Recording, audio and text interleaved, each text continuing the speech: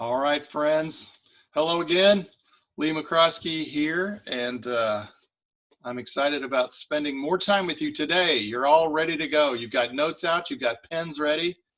People look relatively happy. Let's see. Yeah, most people look relatively happy on my little screen here. And we continue our trek through John Maxwell's 21 Laws of Leadership. And let's see. Yes, I have a copy right here in case you'd like to pick one up. And I've got the new and improved version, upgraded. So you'll want to get that. And if you haven't picked up the book, I am covering, I'm not actually going through each chapter and giving you a synopsis, just because some of the things apply really well and some of the things don't fit that perfectly to where a lot of you are.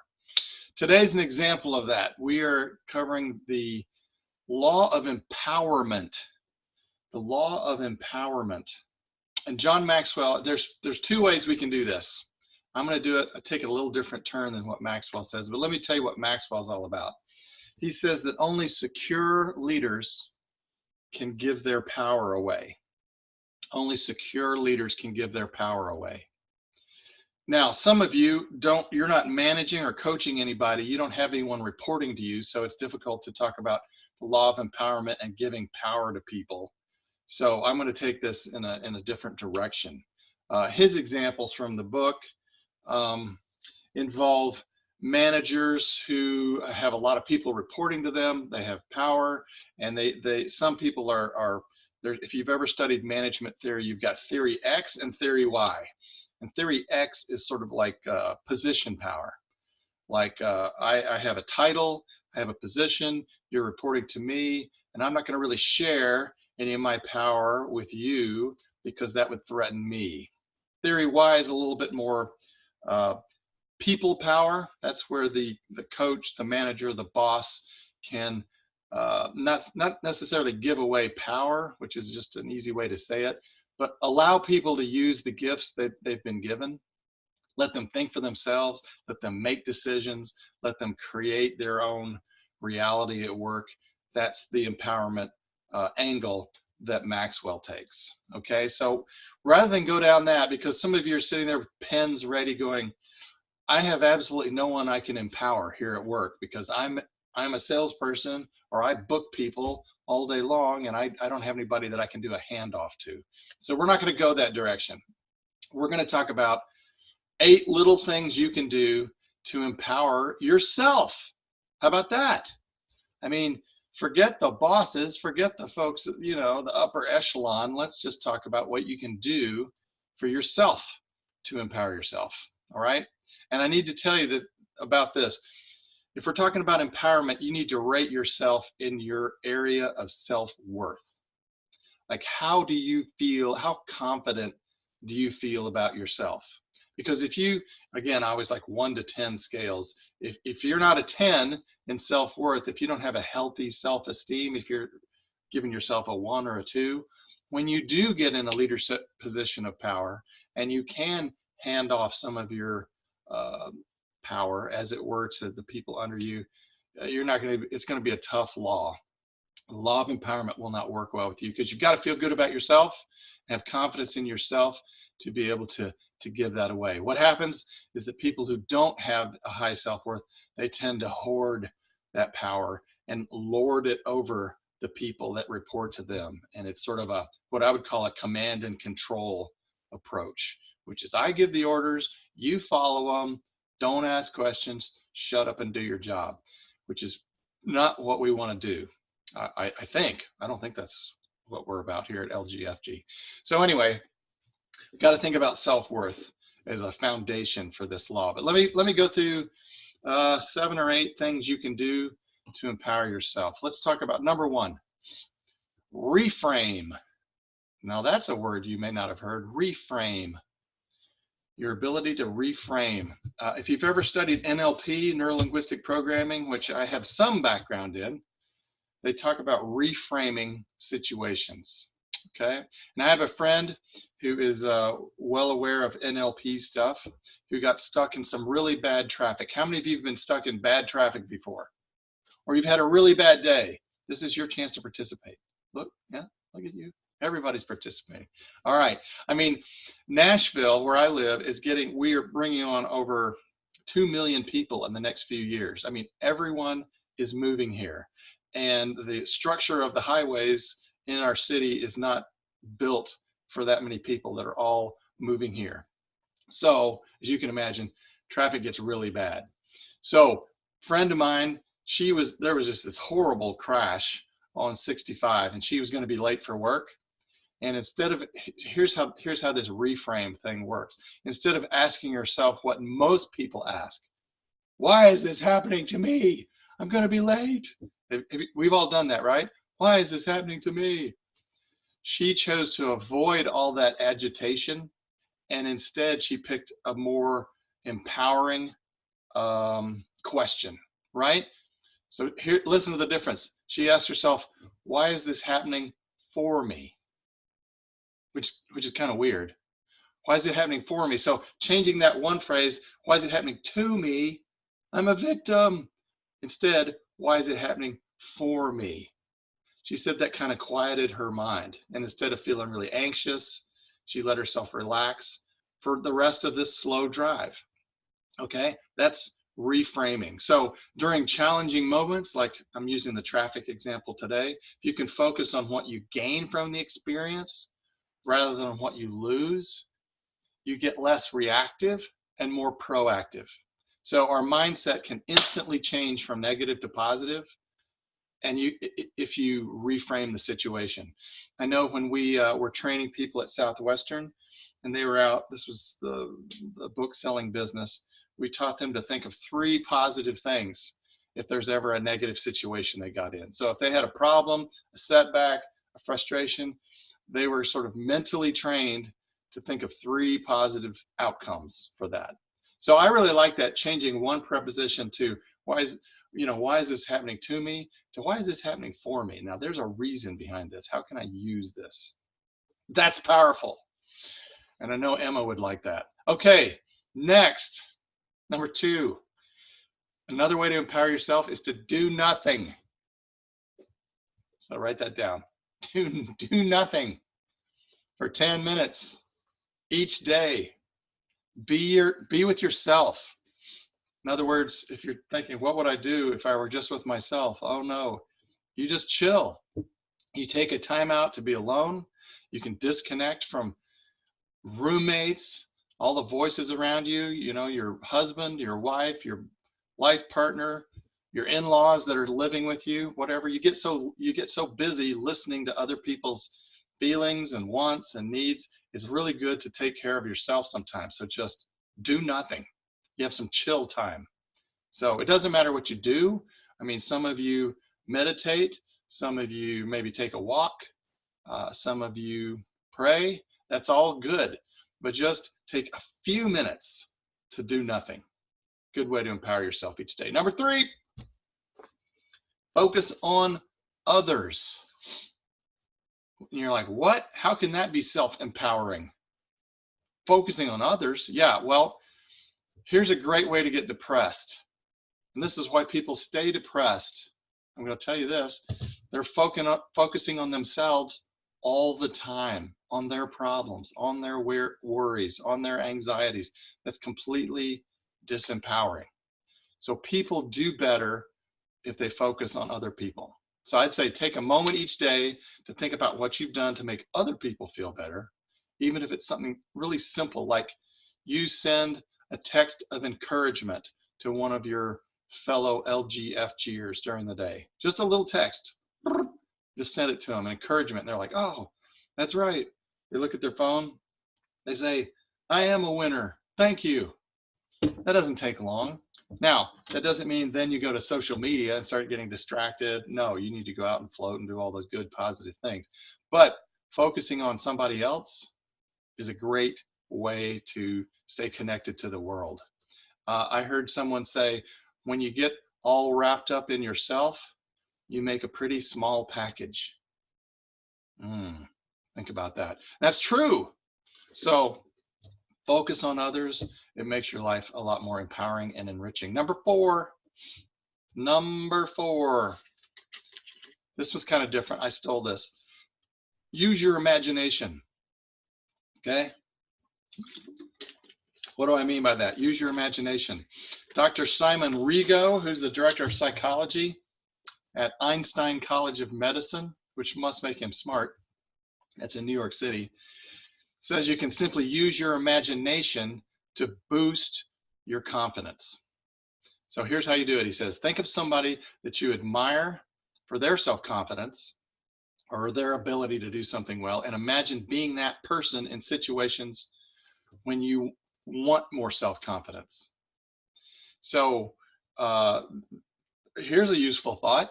You might ask yourself, if somebody that you look up to, you might think, what would Joris do in this situation if you're unsure? Or how would he act given this? Somebody asks you a weird question off the wall, don't just get stuck and go, I don't know. Think real fast. What would Demi say in this situation? Imagine what he would say. Give it a shot. But the more that you picture, the fastest way to make change or to adopt behaviors that you want to learn is to model someone else. And to model someone, you sort of become a student of what they do, what they say, how they act. And if you can imagine how they would treat given situations, that boosts your confidence. If you sit around and just tell yourself, well, I don't know how to do that. I'm not real. It's just I've only been here 4 months. I don't know. Okay, well, that's a disempowering thought. So empower yourself by imagining what it would be like to have knowledge that you need. So yeah, go ahead and study, know your scripts, watch those videos, those training videos. Those are good, but use your imagination. Okay, I think I've hit that pretty well. Number 5, this one's easy. Most of you do it. And this is taken from Mary Claire Bland, who's a martial arts instructor. She says, make a weekly to-do list and do it. Make a weekly to-do list and then do it. Her advice is learning martial arts.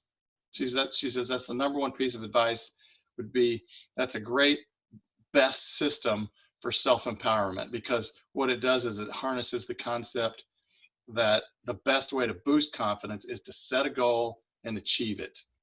Now, she says, short of studying martial arts at some length, an alternative that's easy and simple is making a weekly to-do list and completing, like checking those off.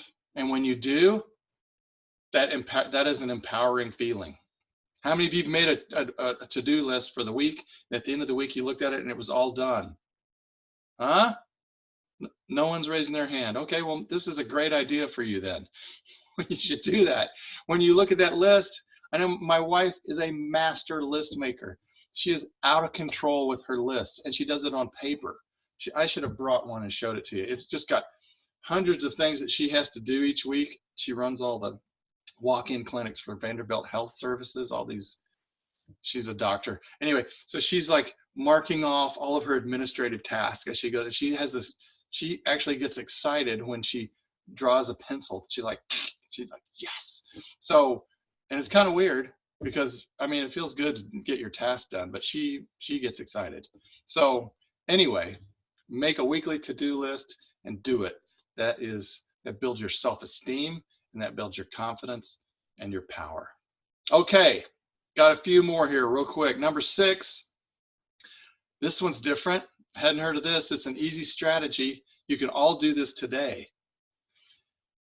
And if you want a reference, this isn't one I made up. I stole this too. This is from a fitness trainer named Kusha Karvandi. He says just to simply change your passwords to a motivational mantra. How about that? For example, you might, instead of just whatever you write now, like most people, password 123, which is not something I'd recommend. Joel says, no, never do that. Do something like better every day, and insert a couple of numerals in there. Or I wrote down a couple others. What did I put down? Like growth is good, all smashed in together with caps and uncaps. So when you type that every day doing your passwords, you're reinforcing, yeah, okay, growth is good. And I put down another one. This involves a symbol. Can I book him? Whoa, what a great password. Can I book him? Question mark. Your brain says, yes, I can. Just like Bob the Builder. Okay, got it. So change your passwords. The repetition of typing that positive little motivational mantra will influence your subconscious mind. I promise. And it will make it more positive. All right, number 7. Some of you will like this because it's, makes sense. I do this. Get a massage. How about that? Get a massage. You can give yourself a massage if you need to. And I do that sometimes if I've slept kind of funny. I'll sit there and work on my occipitals or my, let's see, sternocleidomastoid process right in here. Work on, yeah, big word, married to a doctor. And then back here, my trapezius, it gets kind of tight. Now, I find that if I've had a hard workout and I'm doing that to myself, it's not really, it's not as gratifying as have somebody else work on me. So I would say get a massage. It's a good thing. It tunes yourself into your body and you start to appreciate your body for what it is and how it's designed. And so a lot of us completely ignore the physical aspect of life. And so that would be a good thing. Get a massage. Right. Number 8. Another easy one. Some of you will feel good about this. The final step in empowerment, and these are only 8, is to exercise daily. How many of you do that every day now? We've talked about that a lot. 1, 2, okay, 5 of you. Wow. Wow, do we have a lot of work to do? So exercising daily doesn't mean that you have to do, like, I know Gitas and Inga just do the CrossFit thing and they're crazy in shape, I would imagine. You can kind of cut it back a little bit and maybe just take a daily walk. I know that since we have dogs, Deb and I like to take the dogs for their exercise for a walk. And I consciously, I mean, I'll listen, we talk to each other, what's going on, that's all positive. But it's nice just to kind of like look at nature as you walk around too. So you can exercise and get outside. I know some of you hate running. So here's the deal. You don't have to run. I bought myself a bike. I much would prefer putting on a bike, strapping on some music, listening to classic rock and going through parks and stuff before I need to start doing some work. So there's all kinds of options, but pick something you enjoy.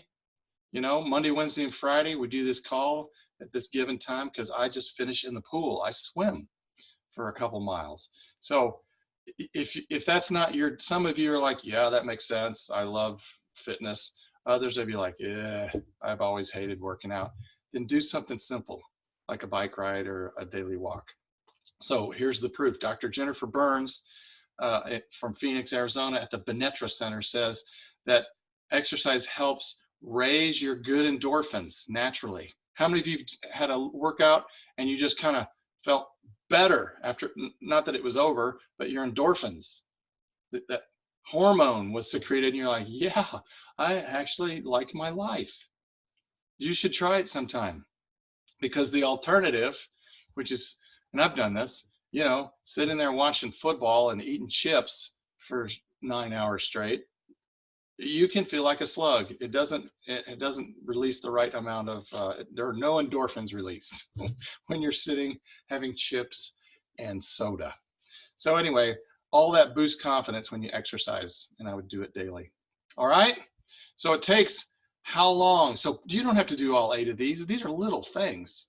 You can do just, I don't know, 3 or 4 of them, and you'll appreciate it and feel better and do better and have a more positive life. So I'm going to encourage you to do that. Now, I thought I had an extra quote here. Let's see. Let me see if I do have one. I do have one. And the reason I'm bringing this one up to conclude our call is I was talking to Wayne Lee in one of our Rising Leader calls. And he said he was trying to really absorb positive stuff from he was getting new insights from reading things. And one of the old classics was written by a psychologist named James Allen. And James Allen wrote a tiny little book called As a Man Thinketh. As a Man Thinketh. It's just this little, and I remember reading it when I was 20. It's an old book. and you can tell because he just talks about men in this quote. But I'll read it to you. This is going back to the whole law of empowerment by Maxwell. He says, a strong man cannot help a weaker unless the weaker is willing to be helped. And even then, the weak man must become strong in himself. He must, by his own efforts, develop the strength which he admires in another. That's that imagination thing. He admires it in another. He wants to develop that strength. None, here's the thought, none but himself can alter his condition. You are in charge of your own fate and destiny and career and job. You own it, right? So as we say in common everyday parlance, own it, right? Okay, so that's the law of empowerment. Next week, we're going to continue with the law of the picture, which sounds really visual to me. So we'll explore that together. If you've got the book, you can read it and join in. Does anybody have a thought or a comment or insight or something you do to empower yourself that you'd like to share with the group? If so, reach for the unmute button and do so now. See everybody jumping for the unmute button. Actually, I got something. Joel, talk to us. So the one that really resonated with me was the focusing on others, because I have a personality that is naturally quite selfish. And I noticed in my younger years that until I had stopped just always looking like, what's best for me, how can I improve myself, and just let everybody else do whatever they're doing, and I'll just focus on myself. When somebody pointed out to me, and it's usually because somebody else has to point it out for you, that, hey, just try this for a week, see what happens. And I just would he said, spend an hour every day just going out of your way, doing something for somebody else, expecting nothing in return, and just tell me what you feel like at the end of the week. And it literally changed my life, just spending an hour every day for 7 days in a row, just doing something for somebody else that I didn't expect. Like, it wasn't like a quid pro quo where it wasn't like a transaction. The very next week, those 3 people did something for me that I didn't even know they could do for me, and I didn't expect, that helped me immensely. Like, just like 2 of them, it accelerated my career like crazy just that next week, because I had done something nice for them the week before.